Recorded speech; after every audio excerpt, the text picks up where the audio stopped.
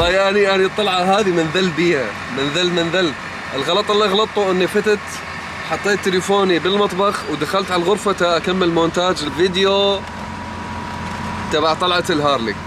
الواحد يغلط 5 دقائق 10 دقائق ربع ساعة نص ساعة 45 minutes. هذا الكياك تبع وسيم والكياك تبعي فوق.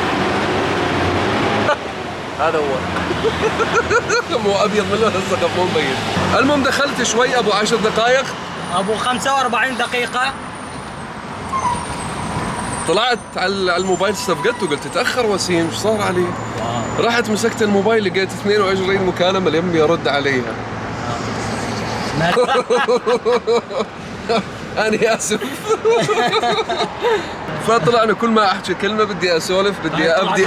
عندكم كل صورة. أنا بدي أبدي رأيي يقول لي اسكت.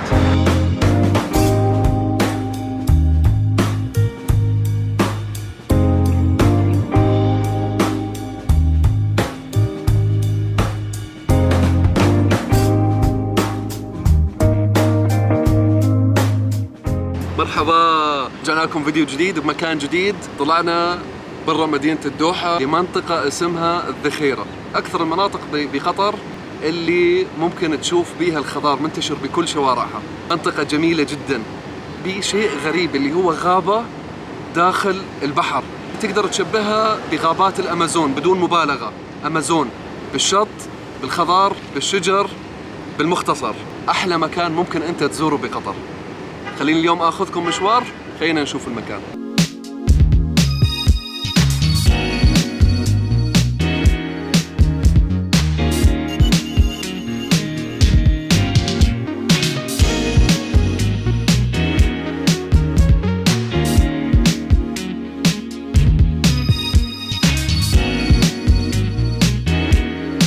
وصلت عند الجزيرة الحلوة.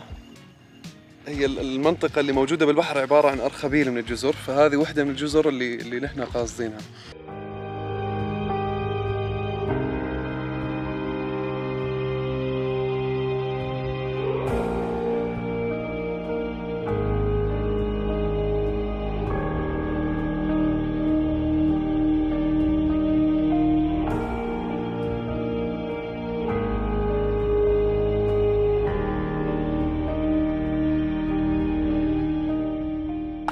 الشواطئ تبع الجزر كلها جميلة كلها حلوة، لكن بمنطقة يعني مميزة عن باقي المناطق اللي هي صاير مثل ممرات مائية ما بين الأشجار. هنا أنت فعلا تحس حالك بكل معنى الكلمة يعني قاعد تجذف بإحدى غابات الأمازون بدون مبالغة، كأنك بالأمازون.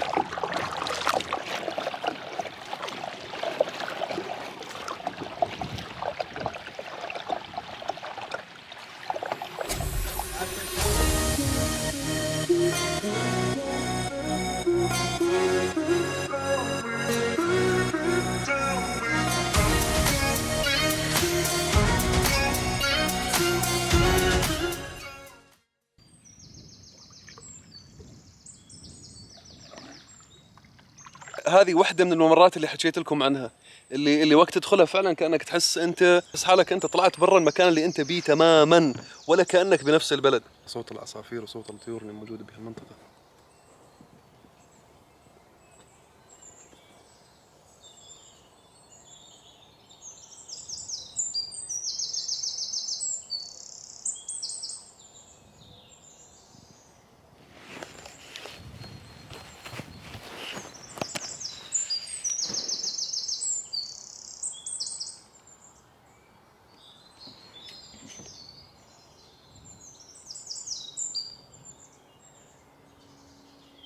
بس كأنه كل المكان بهاي الشغلات الغريبة اللي طالعة من الأرض. شنو هذا عجب اللي طالع من شجر؟ بداية شجرة يعني. غريب منظرهم. هاي مستشعرات الضوء تبعت الجو. مليانة الأرض منها بشكل مو طبيعي. ما أحلى صوت تجديف الكياك مع صوت طبيعة.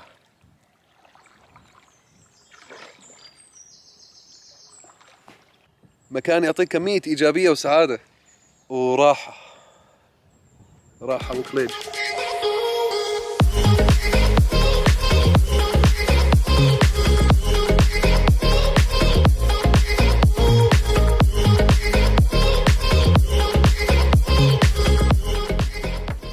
الله اكبر. شنو صار؟ شنو بيه؟ قباقب والله. هذا عصافير. احنا جينا مرة بنفس المكان، اشترينا عدة الصيد القباقب، وللأسف ظلينا تقريبا شي 7 ساعات 8 ساعات ما صدنا ولا قبقب، ولا عرفنا نصيد قباقب. فتوني مسكين هاي شاف عصافير بالأرض يفكرها قباقب. تعال ايش طلع معاك؟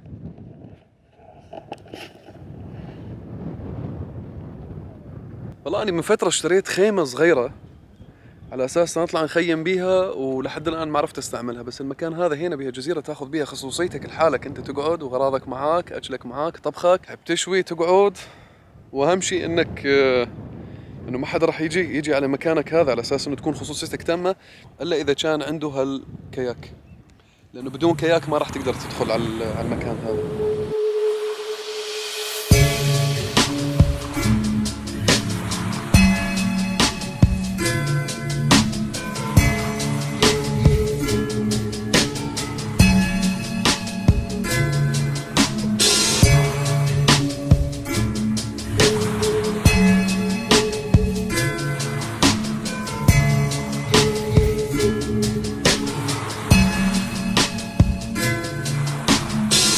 التقينا بالعيلة هذه اللي تصورت بالدرون، ناس طيوبة. منين هم؟ اندونيسيا. جاكرتا. احلى اندونيسيا. Cheers Indonesian people. Love you so much. فناس حبوبين واستاذناهم اذا نقدر نرفع الفيديو على اليوتيوب، فقالوا ارفع يلا. اتمنى تكونون استمتعتم بهالفيديو وبهالمنظر الجميل وبهالمكان الاجمل.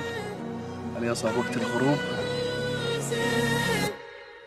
I'm like, oh shit, I've been doing this a long time, lost in my head, I don't care, I'm not gonna lose it, I'm not gonna lose this.